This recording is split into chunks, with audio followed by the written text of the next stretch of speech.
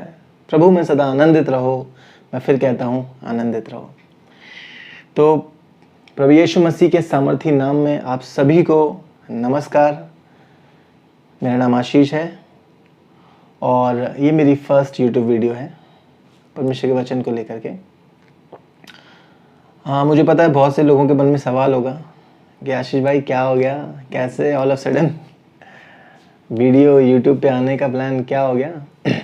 तो उन लोगों से मैं बोलना चाहता हूँ कि पहले से ही ये चीज़ बैकग्राउंड दिमाग में चल रहा था कि कुछ ना कुछ करना है, वचन लोगों को तक पहुँचाने के लिए, सही शिक्षा लोगों तक पहुँचाने के लिए क्या करना चाहिए। तो उसके लिए मैं बहुत पहले से ही सोच रहा था कि किस तरीके से लोगों तक वचन पहुँचाए। ऑल्दो हम जब संगति करते हैं, कलीसिया में इकट्ठे होते हैं, चाहे घरों पर इकट्ठे होते हैं, तो मैं वहाँ पर भी हम लोग एक दूसरे के साथ में वचन शेयर करते हैं। लेकिन एक ऐसा प्लेटफॉर्म में चाह रहा था जहाँ पर कि लोगों को सही ज्ञान और सही वचन की शिक्षा दे सकूं। तो बहुत पहले से सोच रहा था कि कुछ तो करूँगा।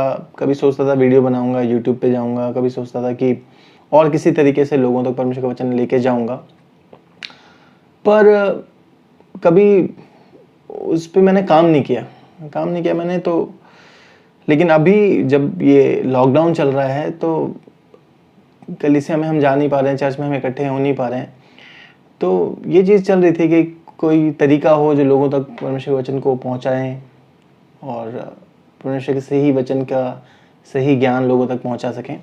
इस पर मैं सोच रहा था, पर यही है कि कभी किक नहीं मिल पा रही थी। तो बट ये है कि जब हम कलीसिया के लोगों से बात करते हैं तो उन लोगों से बात करते वक्त वो लोग इंस्पायर करते हैं कि आप करो, आप अच्छा बताते हो, वचन शेयर कर सकते हो, तो आप मीडिया को यूज़ करो। तो मुझे काफ़ी लोगों ने इंस्पायर किया। तो परमेश्वर का धन्यवाद करता हूँ कि उन सब ने एक मुझे आगे बढ़ने के लिए, परमेश्वर के वचन को शेयर करने के लिए एक हिम्मत दी, हियाव दी, या यूँ कह लीजिए कि एक किक दिया। और मैंने ये आज वीडियो शूट कर रहा हूँ आप सबके लिए। खैर, ज़्यादा टाइम वेस्ट ना करते हुए आप सभी को प्रभु यीशु मसीह के नाम से आशीष देता हूं और आज के वचन में चलते हैं। जैसे कि हम कहते हैं, let's dive right into the word.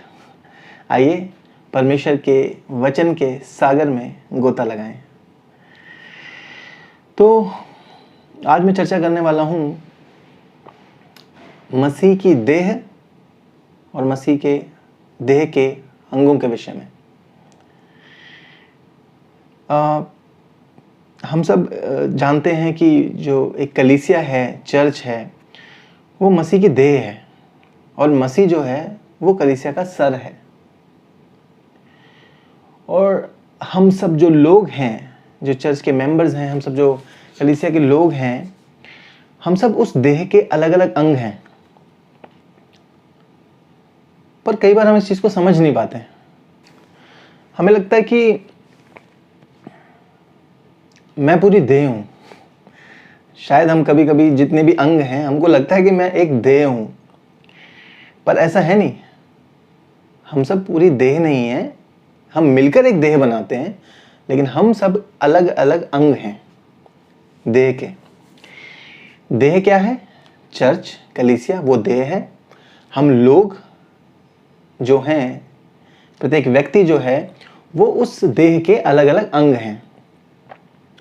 और जो देह है यानी कि कलीसिया है, उसका जो सर है, सर, हेड, जैसे हम कहते हैं हेड ऑफ द, कई बार हम कहते हैं हेड ऑफ द फैमिली, जो पापा होते हैं अक्सर हेड ऑफ द फैमिली। उसी तरीके से जो हेड ऑफ चर्च है, कलीसिया का जो सिर है, वो यीशु मसीह है।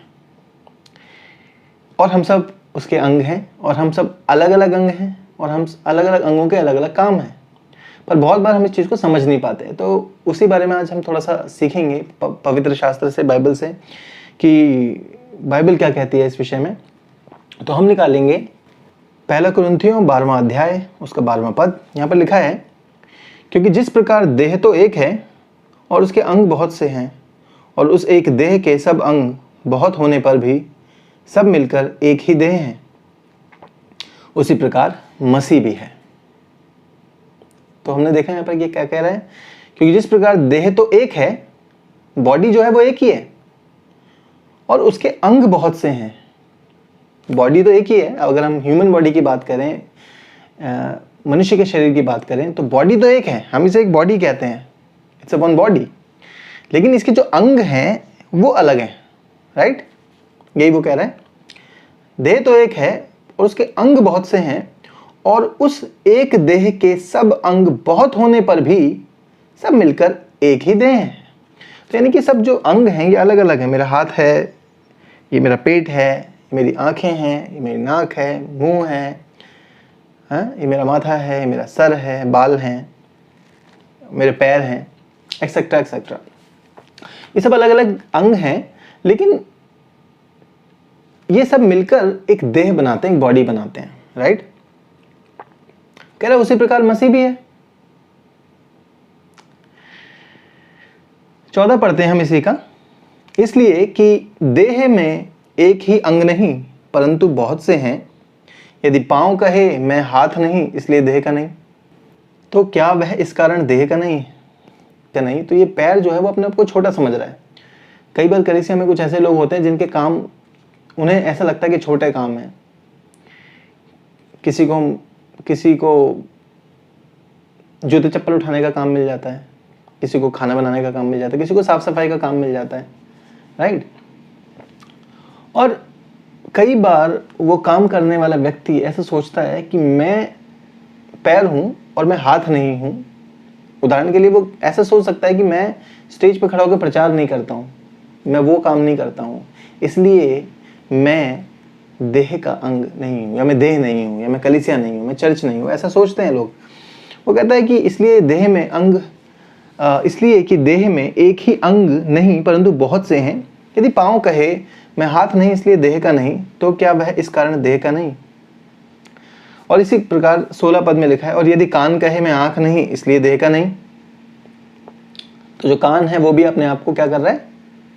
छोटा समझ रहा है कि मैं आंख नहीं हूं, इसलिए मैं देह का नहीं हूं।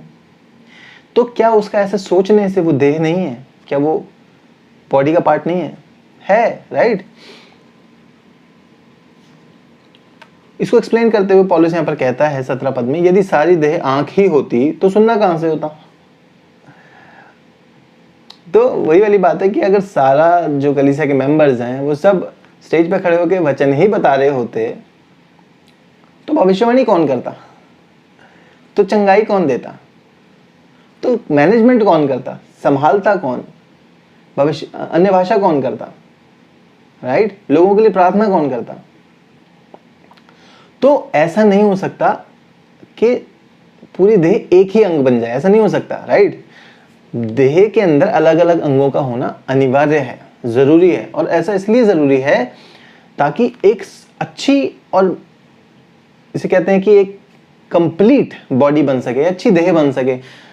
आपने देखा होगा कि जब कोई अपाहिज होता है, अपंग होते हैं, जिन्हें आजकल दिव्यांग भी कहा जाता है, उनमें अगर शरीर में किसी एक अंग की कमी होती है तो वो बहुत से ऐसे काम हैं कि वो नहीं कर पाते हैं। वो व्यक्ति, ऐसे जो व्यक्ति होते हैं वो बहुत से काम नहीं कर पाते हैं, राइट? तो क्यों नहीं कर पाते? क्योंकि उस देह के अंदर उस अंग की कमी है। उदाहरण के लिए जिसके पैर नहीं है तो वो चल तो लेता है, ऑब्वियसली बैसाखी लेता है, चल ही लेगा वो, लेकिन क्या वो दौड़ पाएगा जैसा कि एक पैरों वाले व्यक्ति दौड़ सकता है? नहीं दौड़ सकता, राइट? तो और वो उस एफिशिएंसी से, उस तरीके से, उस सही रीति से वो चल भी नहीं पाएगा, उसको किसी और चीज की सहारे की जरूरत पड़ेगी। तो अगर हम सोचें कि बस देह में एक ही चीज होनी चाहिए, है ना, आंख ही होनी चाहिए, तो पूरी देह आंख ही होगी, तो फिर मतलब चलना कहां से होगा? तो हम समझ रहे हैं क्या पौलुस यहाँ पर क्या कहना चाह रहा है? पौलुस यहाँ पर बता रहा है हमें कि पूरी देह जो है वो एक ही अंग नहीं हो सकती, बॉडी में अलग अलग अंगों का होना जरूरी है। तो अब हम आगे बढ़ते हैं 18। परंतु सचमुच परमेश्वर ने अंगों को अपनी इच्छा के अनुसार एक एक करके देह में रखा है। मैं बीच बीच में थोड़ा सा स्किप कर रहा हूं, आप लोग पूरा शुरू से लेकर एंड तक पढ़ सकते हैं, पर मैं बीच बीच में थोड़ा सा स्किप कर रहा हूं ताकि सेशन को जो है ज्यादा लंबा ना बनाऊं। तो परंतु सचमुच परमेश्वर ने अंगों को अपनी इच्छा के अनुसार एक करके देह में रखा है। यदि वे सब एक ही अंग होते तो देह कहाँ होती? यही हम पहले डिस्कस कर चुके हैं, अगर सारे एक ही अंग होते तो देह कहाँ होती, तो वो बॉडी नहीं होती, राइट। परंतु अब अंग तो बहुत से हैं परंतु देह एक ही है। वही वाली बात कि बॉडी के पार्ट्स तो बहुत से हैं लेकिन बॉडी एक ही है। 21, आंख हाथ से नहीं कह सकती मुझे तेरी आवश्यकता नहीं। अब यहां पर सुपीरियरिटी कॉम्प्लेक्स इसे हम कहते हैं, बड़े होने का घमंड या कलीसिया में बड़ी पदवी पर होने का अहंकार। कई बार ऐसा भी होता है, जैसे अभी मैंने डिस्कस किया कि कुछ लोग ऐसे होते हैं जो छोटे पद पे होते हैं, छोटे काम कर रहे होते हैं, उनको लगता है कि मैं उस लेवल पे नहीं हूं इसलिए मैं इसका अंग नहीं हूं, राइट। उसी तरीके से इसको कुछ जो लोग बड़े पद पे होते हैं उनको भी कई बार ऐसा फील आती है जिसमें कि वो कहता है कि आंख हाथ से नहीं कह सकती मुझे तेरी आवश्यकता नहीं।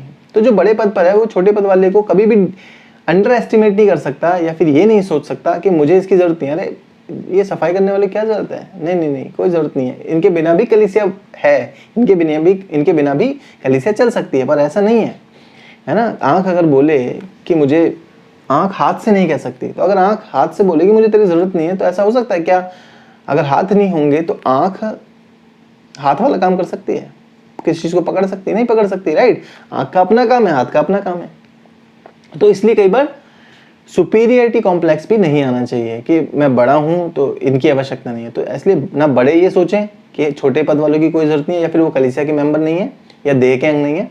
उसी तरीके से छोटे जो अंग हैं शरीर के, वो ये ना सोचे कि मैं बड़ा नहीं हूँ या मैं वो वाला अंग नहीं हूँ इसलिए मैं कलीसिया का मेंबर नहीं हूँ, राइट। हम सबको अपने अपने कामों को दिया गया है, परमेश्वर ने हमें अपने अपने कामों के अनुसार बॉडी में सेट किया है, तो हमें अपने कामों को ईमानदारी से और सही तरीके से और खुशी से करना है। 22 पद हम पढ़ेंगे, परंतु देह के वे अंग जो दूसरों से निर्बल लगते हैं बहुत ही आवश्यक हैं, राइट। तो अगर किसी को ये लगता है कि मैं ज़रूरी नहीं हूँ बॉडी के लिए, कलीसिया के लिए मेरी कोई ज़रूरत नहीं है क्योंकि मैं कुछ नहीं करता हूँ, मैं सिर्फ बैठता हूँ, मैं सिर्फ 2-4 दरी उठा देता हूँ, या फिर मैं सिर्फ पानी पिलाता हूँ लोगों को, या मैं सिर्फ लोगों के जूते वगैरह सेट करता हूँ, या मतलब कोई भी ऐसा छोटा काम जो लगता है कि यार इसकी तो अगर ये नहीं भी होगा तो चल जाएगा, है ना। तो ऐसा नहीं है। वो कहता है परंतु देह के वे अंग जो दूसरों से निर्बल लगते हैं बहुत ही आवश्यक हैं। आपको पता नहीं है शायद, लेकिन परमेश्वर ये जानता है कि उन अंगों की बहुत ज़रूरत है शरीर में जो कि हमें निर्बल लगते हैं, जिनको शायद आदर नहीं मिलता। खैर आगे बढ़ते हैं। और देह के जिन अंगों को हम आदर के योग्य नहीं समझते उन्हीं को हम अधिक आदर देते हैं। इस वचन को पढ़ता हूं तो मुझे वो बात याद आ जाती है जब प्रभु यीशु मसीह ने अपने चेलों से कहा कि जब वे लोग क्रूसिफिक्शन से पहले भोज के लिए इकट्ठे हुए थे, फसह के पर्व के लिए भोज के लिए इकट्ठे हुए थे, तो यीशु ने अपने कमर में एक अंगूछा बांधा और अपने चेलों के पैर धोने लगा। और चेलों के पैर धोकर उन्होंने बताया कि तुम मुझे गुरु कहते हो, और गुरु जो होता है वो चेले से बड़ा होता है, पर मैं बड़ा होकर तुम्हारे पैर धो रहा हूँ। मैं तुम्हें तुम्हारी वैल्यू बता रहा हूँ कि तुम कितने कीमती हो, तुम कितने ज़रूरी हो। वही बात यहाँ पर लिखी है। देह के जिन अंगों को हम आदर के योग्य नहीं समझते उन्हीं को हम अधिक आदर देते हैं। तो बहुत सारी कलीसियाओं में ऐसा होता है कि पैर धोने की जो रिवाज है वो चलती है, और कोई बुरी बात नहीं है, अच्छी बात है। अगर आप पैर धो रहे तो अच्छी बात है। लेकिन यहाँ पर कह रहा है कि जिन अंगों को हम आदर के योग्य नहीं समझते उन्हीं को हम अधिक आदर देते हैं। तो जब हम पैर धोते हैं तो ये प्रोसेस ऐसा होना चाहिए कि जो आदर के योग्य नहीं है, मतलब कि जो कि कलीसिया में छोटे हैं, चेले हैं, शिक्षा ले रहे हैं, उनको, वो छोटे हैं ना, उन्हें आदर के योग्य नहीं समझा जाता, तो उन्हें आदर देना है, यानी कि उनके पैर धोने चाहिए एक बड़े पद वाले को, एक पास्टर को, एक लीडर को, जो कि उन सब में बड़ा है, अपने आप को बड़ा मानता है, जैसे कि प्रभु यीशु मसीह ने किया। वो बड़े थे, वो गुरु थे, उन्होंने कहा कि मैं गुरु हूं तो मुझे गुरु कहते हो, और जो चेला होता है वो गुरु से कभी भी बड़ा नहीं होता, पर फिर भी मैं तुम्हारे पैर धोता हूँ ये बताने के लिए कि तुम कितने इंपॉर्टेंट हो और मैं तुम्हें आदर दे रहा हूँ क्योंकि तुम ज़रूरी हो, राइट। और ऐसा ही उसने कहा कि तुम भी आपस में ऐसा ही किया करना। तो ज़रूरी है कि हम एक दूसरे को आदर दें, लेकिन सबसे ज़्यादा ज़रूरी ये है कि जो हमसे छोटे हैं उन्हें अधिक आदर दें। यहाँ पर यही कह रहा है, उन्हें अधिक आदर दें। और ऐसा भी मैंने सुना है और शायद कई जगह पर ऐसा होता भी है कि जो कलीसिया के मेंबर्स होते हैं या चेले जो होते हैं वो अपने पास्टर के भी पैर धोते हैं। देखो, हालांकि इसमें कोई बुराई नहीं है, पास्टर के पैर धोने में कोई बुराई नहीं है, लेकिन मैं ये समझता हूँ कि पास्टर को तो हम ऑलरेडी रिस्पेक्ट देते हैं, आदर देते हैं। जो कलीसिया के मेंबर हैं, जो अपने चर्च के जो पास्टर होते हैं, लीडर होते हैं, उनको हमेशा आदर देते हैं, रिस्पेक्ट देते हैं। तो उस पैर धोने से एक अलग आदर की पहचान नहीं होगी, वो तो ऑलरेडी आदर देते हैं उसको। फर्क तो तब आएगा, पता तो तब चलेगा आदर का, जब एक बड़ा पद वाला छोटे पद वाले को आदर देता है। और पैर धोने की अगर हम बात करें तो यहाँ पर हम आगे पढ़ेंगे और थोड़ा सा और क्लियर हो जाएगा। और हमारे शोभाहीन अंग और भी बहुत शोभामान हो जाते हैं। तो जिनकी कोई रिस्पेक्ट नहीं थी, जिनकी कोई शोभा नहीं थी, उनको जब हम आदर देते हैं तो उनकी शोभा बढ़ जाती है, राइट। जैसे कि पैर धोने की अगर हम बात करें तो जब जो बड़े पद का होता है वो छोटे पद के लोगों के पैर धोता है तो उनकी रिस्पेक्ट बढ़ जाती है, उनको खुशी होती है, उनको अच्छा लगता है, उनको लगता है कि हम किसी लायक हैं, राइट, हो जाते हैं। 24 पद हम ध्यान से पढ़ेंगे। फिर भी हमारे शोभायमान अंगों को इसकी आवश्यकता नहीं। जो ऑलरेडी शोभामान हैं अंग, जो ऑलरेडी बड़े हैं पद में, राइट, उनको इसकी आवश्यकता नहीं है किसी भी स्पेसिफिक आदर या सम्मान की। वो कहता है ऐसे समय पर जबकि छोटों को आदर दिया जा रहा है, बड़ों को आदर नहीं भी दिया जाएगा तो चलेगा, क्योंकि उनको तो, बड़ों को तो हमेशा आदर मिलता है, राइट। जो छोटे हैं वो हमेशा उनको रिस्पेक्ट करते हैं, हमेशा उनको उनके आगे झुकते हैं या उनको नमस्कार करते हैं या फिर उनको दिल से आदर देते हैं, सम्मान देते हैं। और वो दिखता है कलीसिया में जब भी पास्टर्स होते हैं अब और जो सीखने वाले लोग होते हैं, उनके अंदर एक आदर सम्मान की भावना दिख जाती है, राइट। हमेशा जब भी पास्टर के पास जाते हैं एक नम्र बन के, दीन बन के जाते हैं, प्रार्थना के लिए जाते हैं, किसी भी कारण के लिए जाते हैं, तो एक रिस्पेक्ट के साथ में जाते हैं और वो दिख जाता है। तो वो यही कह रहा है कि फिर भी हमारे शोभायमान अंगों की इसकी आवश्यकता नहीं, मतलब स्पेशल आदर देने की उनको जरूरत नहीं, क्योंकि उनको तो आदर मिलता ही रहता है। अगर जरूरत है तो छोटे पद वालों को आदर देने की जरूरत है ना। परंतु परमेश्वर ने देह को ऐसा बना दिया है कि जिस अंग को आदर की घटी थी उसी को और भी बहुत आदर मिले, ताकि देह में फूट ना पड़े, परंतु अंग एक दूसरे की बराबर चिंता करें। ठीक है, तो ये तो छोटा सा मैं आपको बताना चाहता था कि जो बॉडी में जो बड़े अंग हैं वो कैसे एक दूसरे को, छोटों को रिस्पेक्ट देना ज़्यादा ज़रूरी है। और अगर हम पैर धोने की बात करें तो बड़ों को ही पैर धोने चाहिए, छोटों से पैर नहीं धुलवाने चाहिए। मैं ये मानता हूँ पर्सनली कि अगर मैंने किसी को शिक्षा दी है, मैं किसी को अपना चेला बनाता हूँ और जब बात आएगी पैर धोने की तो मैं उनके पैर ज़रूर धोऊंगा, राइट, लेकिन मैं उनसे अपने पैर वापस नहीं धुलवाऊंगा, क्योंकि वो ऑलरेडी मेरा रिस्पेक्ट करते हैं, ऑलरेडी जो मेरा सम्मान करते हैं। तो अलग से उनको दिखाने की ज़रूरत नहीं है, दिखाने की ज़रूरत मुझे है क्योंकि मैं बड़ा हूँ, राइट। आगे हम पढ़ेंगे 27वां पद। इसी प्रकार तुम सब मिलकर मसीह की देह हो और अलग अलग उसके अंग हो, और परमेश्वर ने कलीसिया में अलग अलग व्यक्ति नियुक्त किए हैं। यह है आज का टॉपिक। इससे पहले जो मैं बात कर रहा था वो सब एक एक्स्ट्रा ज्ञान था आप सब लोगों के लिए।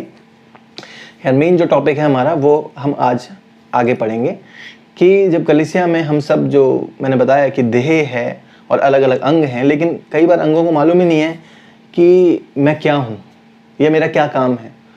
तो उसको, जैसे कि आँख है, अगर आँख को मालूम ही नहीं है कि मेरा काम देखने का है और वो चलने की कोशिश करे तो क्या होगा। आँख अगर चलने की कोशिश करे तो क्या होगा, ना वो देखने की रहेगी ना वो चलने की रहेगी।